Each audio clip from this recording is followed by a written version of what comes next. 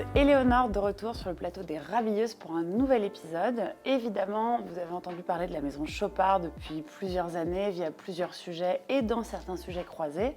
Nicolas, notre cher et tendre fondateur qui m'a laissé complètement la parole sur ce sujet, vous a déjà fait une vidéo sur toute l'histoire de Chopard. Donc je ne reviendrai pas sur les détails avec les dates et qu'est-ce qui a fait qu'aujourd'hui cette grande maison est aussi réputée en horlogerie qu'en joaillerie. Cependant, aujourd'hui, je vais vous parler de l'horlogerie féminine de Chopard. Pourquoi ? Parce que dans le conscient collectif des gens, on va entendre parler de Chopard plutôt du côté red carpet, notamment avec le Festival de Cannes qui vient de se terminer, ou plus récemment, le rallye 1000 Emilia. Quand on pense à 1000 Emilia, on pense à un rallye de voitures, donc forcément une dimension un petit peu plus masculine. Tous les ans, Chopard crée un modèle en lien avec l'année du rallye. Chaque participant, donc chaque duo ou couple, se voit recevoir un modèle. C'est souvent les hommes qui portent cette montre. Sauf que cette année, pour l'édition 2023, Chopard a lancé une version 1000 Emilia en 40 mm de diamètre, ce qui rend finalement une pièce complètement versatile pour un poignet aussi bien féminin que masculin. Vous avez deux déclinaisons, donc toujours or et acier, avec un cadran rouge, plutôt bordeaux, et un cadran bleu, une sorte de bleu nuit qui tire vers le bleu canard, ce qui est parfait quand on est une nana et qu'on porte un jean. C'est l'aparté mode. Tout ça pour dire que pour avoir fait ce rallye 2 fois, la première fois qu'on se retrouve dans un petit habitacle d'une voiture classique, j'étais sur une Porsche 356 d'époque, vous retrouvez en fait avec un pilote, j'ai eu la chance d'avoir comme copilote qui m'a laissé le volant, qui s'appelle Romain Dumas, qui est ambassadeur Porsche depuis 20 ans et ambassadeur de la maison depuis plus de 6 ou 7 ans, il me semble. Et vous bénéficiez de l'expérience d'un pilote qui normalement est sur un circuit à 300-350 km/h. Là, vous dépassez rarement les 45 km/h, ce qui rend en fait l'expérience hyper intéressante. Quand on se retrouve comme moi, bloqué sur le bord de l'autoroute avec Romain qui m'explique que nous avons un problème de moteur, c'est là où tout le chrono de 5000 Emilia porte son sens, parce que c'est beaucoup d'attente jusqu'à ce qu'une dépanneuse ou une voiture d'assistance finisse par arriver et essayer de comprendre qu'est-ce qui se passe dans la voiture. Et là, vous jouez avec les boutons, vous regardez le détail, vous comprenez qu'en fait, vous êtes obligé de meubler. Donc, quand vous avez quelqu'un comme Romain Dumas qui vous fait des blagues toutes les 3 secondes, vous chronométrez l'écart entre la première, la deuxième et combien de temps est-ce qu'il va pouvoir se taire, ce qui est quand même assez rare. Et quand vous passez plus de 3 jours, quasiment 14 heures par jour dans la voiture, il se passe beaucoup de choses, on en apprend énormément. Tout ça pour dire que quand on est pilote ou copilote, puisque souvent les rôles sont rarement inversés dans un rallye, vous avez le temps d'observer, de regarder. Et ce qui est très important sur la régularité, c'est que si vous ne le saviez pas, vous devez arriver en fait exactement à l'étape d'après pour pouvoir biper ou poinçonner en fait votre cahier de route en faisant un calcul. Quand on est très mauvais en maths comme je le suis, c'est là où son chrono peut avoir toute son importance. Petite anecdote, cela fait à peu près 36 ans que Carl Frédéric Schauffele, qui est donc aujourd'hui le co-CEO de la maison avec sa sœur Caroline, participe à ce rallye. Et il participe à ce rallye toujours avec son ami, ambassadeur et partenaire de longue date, Jackie Ickx, ce grand pilote qu'on connaît. Sans transition, on va vous parler d'Alpine Eagle. Alpine Eagle, c'est une des collections récentes qui a été lancée par Chopard il y a donc quelques années en introduisant le Lucent Steel. Le Lucent Steel, ça représente plus de 98% de composants recyclés pour travailler l'acier. Donc on récupère différentes parties de l'industrie aéronautique, etc., pour justement en faire quelque chose de sustainable. Parce que petite parenthèse, il ne faut donc pas oublier qu'en 2013, Chopard a introduit le Ethical Journey to Sustainable Luxury. En d'autres termes, c'est leur façon justement de travailler avec des composants qui vont être sourcés, qui vont être éthiques, comme l'or Fairmine qu'on retrouve dans pas mal de collections, et notamment de collections de haute joaillerie, mais de collections de fine jewelry, comme Ice Cube ou Happy Diamond, mais ça c'est une parenthèse sur laquelle on reparlera un peu plus tard, ou pas. Toujours est-il que quand Alpine Eagle a été introduit, c'était en fait un clin d'œil à la collection et à la pièce Saint-Moritz de l'époque.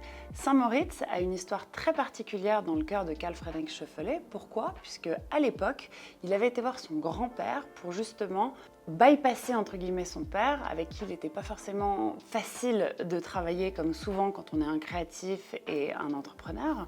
Et donc ils ont voulu travailler sur une pièce qui était plus moderne, qui était plus portable, qui était plus sportive.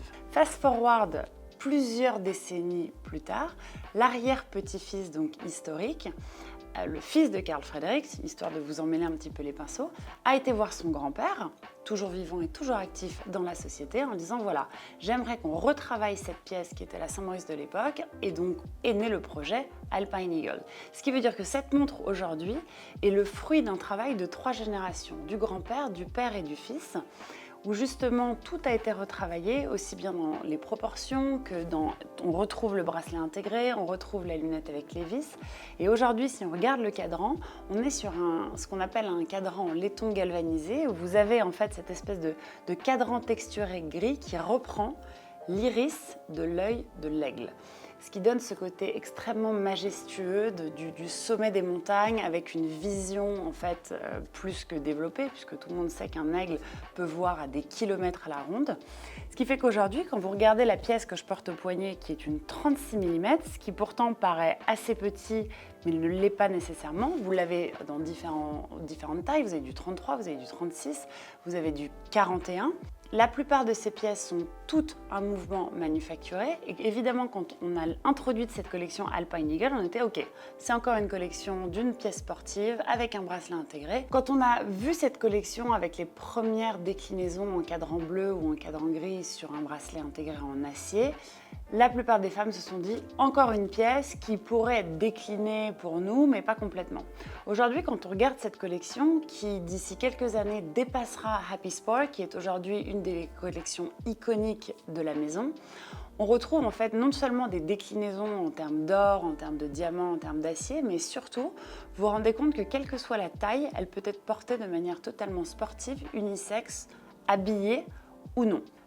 Certaines des déclinaisons avec un cadran en opale, avec un cadran en nacre, permettent justement d'habiller ou non cette pièce qui, à terme, deviendra, à mon sens, une pièce à la fois totalement iconique mais complètement emblématique de cette maison qui, d'année en année, a su se moderniser et surtout se diversifier. Parce que si on reprend l'historique de Chopard, et encore une fois, vous pouvez voir certaines vidéos dont Nicolas vous a déjà parlé sur différentes collections, aujourd'hui on connaît Chopard, notamment en haute horlogerie, quand on parle de complications, on pense à LUC. LUC, qui évidemment sont les initiales de Louis-Ulysse Chopard, le créateur de la société, qui du coup a une collection en propre. On a évidemment les Mille et Milliards, on a évidemment toutes ces autres pièces qui font aujourd'hui l'horlogerie Chopard.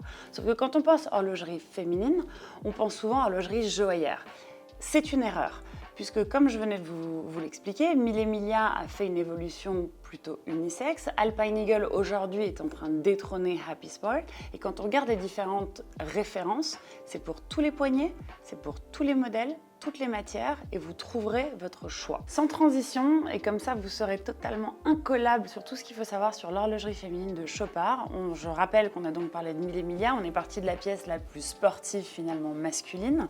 On a embrayé sur Alpine Eagle qui est une collection emblématique et qui détrônera Happy Sport, la collection dont je vais vous parler. Parce que si on repart un petit peu dans l'histoire, en 1976, comme disent les Suisses, donc 76 si vous ne l'aviez pas compris, Chopard a introduit le concept des diamants mobiles, c'est-à-dire des diamants encapsulés dans 2 partie en fait de saphir transparent qui permet une mobilité totale.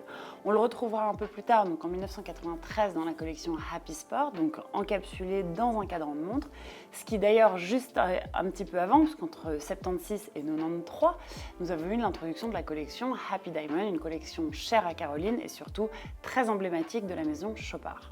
Elle existe en 3, 5 ou 7 diamants qui vont justement de manière totalement indépendante en a free movement, comme on dit, se balader.